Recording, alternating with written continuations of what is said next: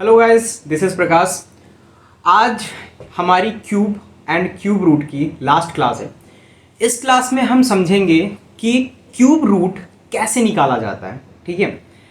और इस क्लास के बाद हमारी एक क्लास होने वाली है top important questions of cube and cube roots. उस क्लास को ज़रूर करिएगा, ज़रूर से ज़रूर करिएगा, क्योंकि देखिए इसमें भी तो हम कवर करते ही हैं वो इंपॉर्टेंट क्वेश्चंस जो आपके एग्जाम में आते हैं, जो टीचर्स अक्सर पूछते हैं, या प्रीवियस ईयर क्वेश्चंस पेपर से जो क्वेश्चंस होते हैं। पर बेसिकली टॉप इंपॉर्टेंट क्वेश्चंस में हम वो सारे क्वेश्चंस डिस्कस कर लेते हैं जो कि आपके एग्जाम में आने की प्रोबेबिलिटी होती है, जो कि आपके एग्जाम में आने के चांसेस होते हैं। तो इसके बाद आप वो क्लास कर लीजिएगा। फिलहाल आज की क्लास स्टार्ट करते हैं और आज हम सीखेंगे कि क्यूब रूट कैसे फाइंड करते हैं। तो सबसे पहले ये देखने की बात है कि हमारा क्यूब रूट लिखा कैसे जाता है। तो जैसे आपका स्क्वायर रूट लिखा जाता था, मान लो हमको स्क्वायर रूट लिखना है 16 का, ठीक है, जो कि 4 का होता है, तो हम सीधा लिख देते थे। पर अगर हमको क्यूब रूट लिखना है तो हम क्यूब रूट में 64 लिख के यहाँ क्यूब लगाएंगे, और जो कि 4 का होता है, ठीक है। अब इसका मतलब क्या है, ये 16 से 4 कैसे हो गया, यानी ये 4 इंटू 4 हुआ था, ठीक है, 4 इंटू 4 हुआ था, ठीक है। अब यहाँ पे 4 इंटू 4 इंटू 4 हुआ था। देखिए बड़ी नॉर्मल सी बात है यार, ये बहुत चूरन सा कॉन्सेप्ट है कि क्यूब रूट कैसे लिखा जाता है, ठीक है। और अगर दे दिया आपका कि 64 क्यूब रूट इवेल्युएट करिए, फाइंड करिए, तो नॉर्मल सी बात है, वही आपका जो एलसीएम मेथड होता था वही मेथड आपको यूज़ करना है, ठीक है। सेम मेथड आपको यूज़ करना है और आपको फाइंड आउट करना है, ठीक। तो कुछ ऐसा है और आगे चलते हैं, अपने कुछ क्वेश्चंस करते हैं, क्योंकि यार ये कॉन्सेप्ट मुझे और नहीं लग रहा है कि और समझाने की ज़रूरत है इसमें, कि आप नॉर्मल एलसीएम लीजिए, फिर आप 3-3 का पेयर बनाइए और उसको फिर कर लीजिए। अगर आपने पीछे की 2 क्लास की है तो ये बहुत चूरन सा कॉन्सेप्ट है, ठीक है, बहुत चूरन सा कॉन्सेप्ट है। चलिए ठीक है, आगे चलते हैं। तो जो हमारा पहला सवाल है वो हमारा इवेल्युएट 512, ठीक है। तो नॉर्मल सी बात है, कुछ नहीं करना है हमको। अब यहाँ पे एक बात समझिए, हाँ ये माइनस का जो खेल है ना वो मैं अभी आपको समझाता हूँ। यहाँ पे आपको 512 लिखना है और आपको सिर्फ और सिर्फ एलसीएम लेना है। 2 दूनी 4, 2 पंचे 10, 2 छक 12, 2 एक का 2, 2 दूनी 4, 2 8 16, 2 छक 12, 2 चौके 8, 2 तिहाई 6, 2 दूनी 4, 2 एक का 2, 2 छक 12, 2 8 16, 2 चौके 8, 2 दूनी 4, बहुत ज़्यादा चला गया यार ये तो, ठीक है। अब आपको क्या करना है, अब आपको यहाँ पे पेयर्स बनाने हैं। किसके पेयर बनाने हैं? चिंटू मिंटू सिंटू, यानी 3 के पेयर्स बनाने हैं, ठीक है। अब आप यहाँ पे ना ये 2 इंटू, हाँ लिख लो यार, ठीक है, क्या ही कर सकते हैं। 2 इंटू 2 इंटू 2 कितने हैं? 1 2 3, क्या है यहाँ पे? यहाँ मैंने 8 लिख दिया, यहाँ मुझे 2 लिखना है, क्या बताएं। गलतियां हो जाती हैं यार कभी कभी, ऐसे गुस्सा नहीं करते हैं, ठीक है। गुस्सा मत हो जाना ऐसे कमेंट सेक्शन में, सर आप गलती करती, ठीक है, हो जाती है, माफ़ कर दो, गलती हो गई, ठीक है।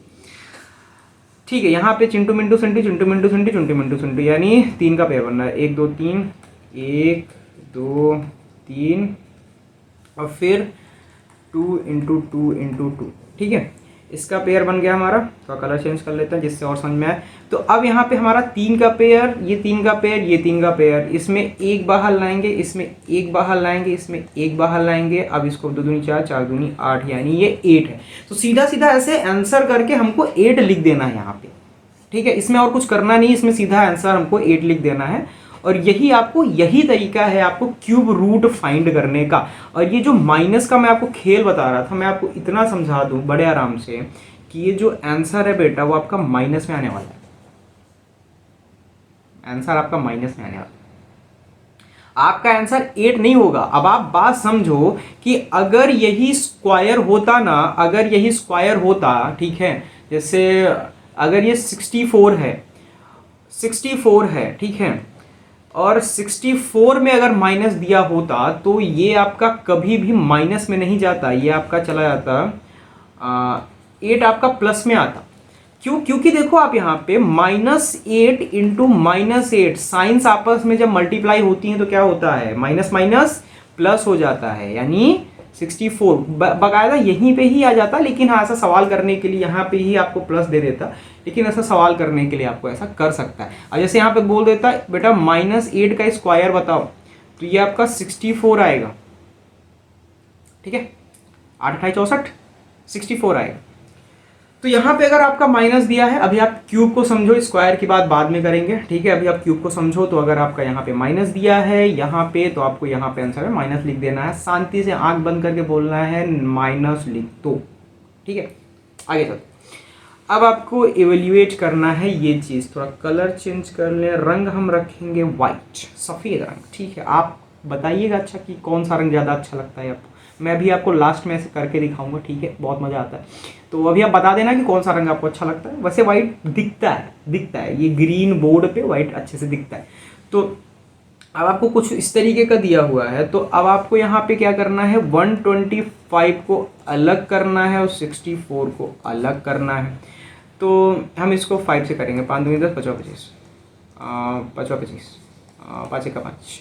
ठीक है, ओके। वैसे मुझको दिख रहा है ना,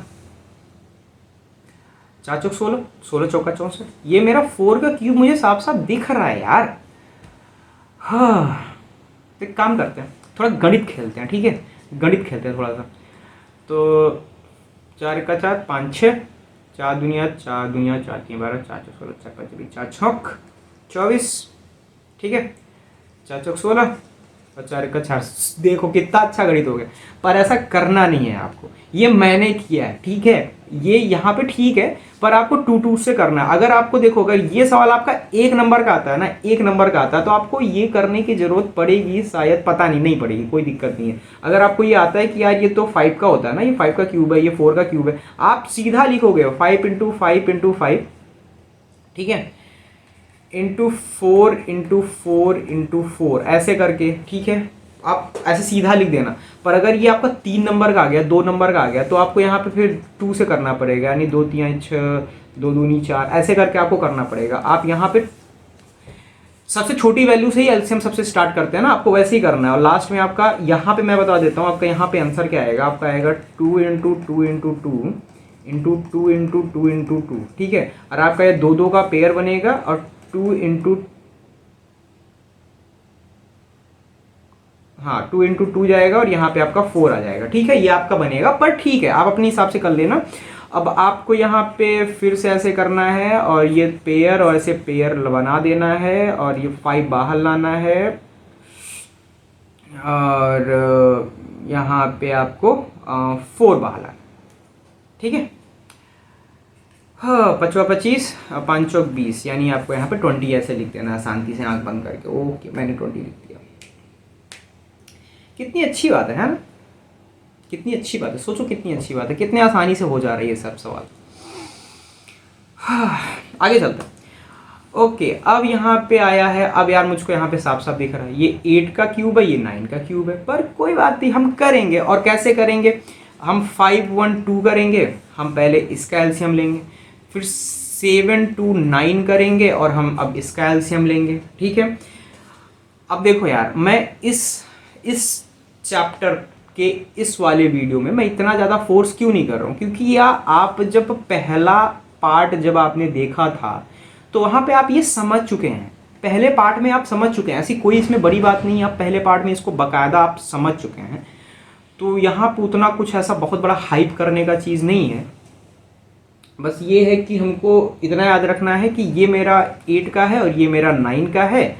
तो कुछ भी होगा मुझे यहाँ से पहले 2 से करना है, मैं यहाँ पे 3 से ले जाऊँगा, मैं यहाँ पे पूरा ऐसे लिखूँगा। तो जो भी आएगा मेरा 8 का आएगा, तो मुझको ऐसे इसमें आएगा 8 × 8 × 8 आएगा, यहाँ 9 × 9 × 9 आएगा।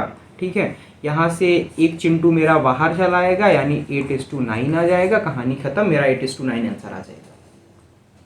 ठीक है, इसको करने का एक आप तरीका और भी समझ लो कि अगर इस तरीके से दे दिया तो आप इसको ऐसे भी कर सकते हो, 5 1 2 का क्यूब अलग कर सकते हो और यहाँ क्यूब लिख के 7 to 9 का क्यूब अलग कर सकते हो, गणित खेल सकते हो। बेटा देखो गणित है मतलब मैथ है, आप यहाँ खेलो, मजे लो जिंदगी के, ठीक है। यहाँ पे एकदम ना रट्टा मत मारो, यहाँ पे ऐसे फ्री माइंड हो जाओ, चिल करो, आराम से समझो, कोई दिक्कत नहीं, ठीक है।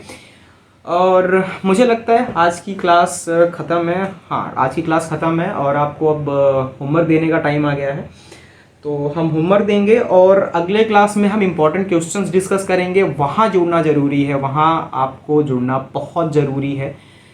तो चलिए ठीक है, कुछ आपको पहले मैं क्वेश्चंस दे देता हूँ। तो आप हाँ एक चीज़ मैं आपको और समझा दूँ, एक चीज़ थोड़ा सा मैं आपको समझा दूँ कि जैसे मान लो यहाँ पे दे दिया क्यूब 12 क्यूब, ठीक है। तो आप समझो इस क्यूब से ये क्यूब कट जाएगा, समझ में आया? नहीं आया? दोबारा समझना है? अच्छा चलो ठीक है। तो आप समझो कि जैसे मान लो एक छोटी वैल्यू कोई लेते हैं, छोटी वैल्यू लेते हैं, ठीक है। यहाँ क्यूब दे दिया, ठीक है, और यहाँ पे दे दिया 2, ठीक है। यहाँ दे दिया मेरा 2 का क्यूब, ठीक। अब 2 का क्यूब क्या होता है? 2 दूनी 4, 4 दूनी 8 होता है। अब 8 का क्यूब रूट क्या होता है? 2 होता है। तो आंसर मेरा 2 ही आना है ना। मैं क्यूब कर दूं और उसके बाद क्यूब रूट निकालूंगा तो आंसर मेरा वही आएगा ना। तो सीधे सीधे मैं इसको काट न दूं सीधा पहले से ही, मैं क्यों यहाँ पे इतना पंचौरा करूं भाई कि मैं पहले क्यूब निकालूंगा और उसके बाद क्यूब रूट निकालूंगा। अब जैसे मान लो यहाँ 12 का था, अब मैं 12 का क्यूब निकालने बैठ जाऊंगा क्या? नहीं ना, मैं 12 का क्यूब तो निकालूंगा नहीं, मैं सीधा यहाँ पे क्यूब को क्यूब रूट से काट दूंगा, खत्म कर। देखो ये सब भी होता है, 1 मिनट में लेके आता हूँ, ठीक है, आप यहीं रहना। ओके, पेन आ गया मेरा, ठीक है।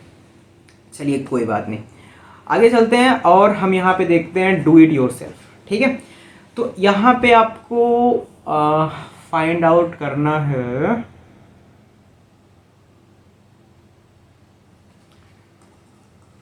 343 अपॉन, ठीक है। आपको इसका क्यू फाइंड करना है और कोई क्वेश्चन नहीं, बस एक ही क्वेश्चन है। आप सीधा इसका आंसर लिखो कमेंट सेक्शन में, मुझको बताओ कि सर इसका आंसर मेरा ये आ रहा है, मेरा आंसर ये आ रहा है। आपको जो इसका आंसर आ रहा है आप वो आराम से बताओ, ठीक है। तो आज की क्लास यहीं ख़त्म करते हैं और काफ़ी छोटी क्लास थी जस्ट बिकॉज क्योंकि ज़्यादा बहुत बड़ा कॉन्सेप्ट था नहीं, हम इसको ऑलरेडी डिस्कस कर चुके थे। तो चलिए ठीक है, हम लोग मिलते हैं अपनी एक क्लास में, तब तक के लिए स्वस्थ रहिए, खुश रहिए, पढ़ाई करते रहिए। Bye bye.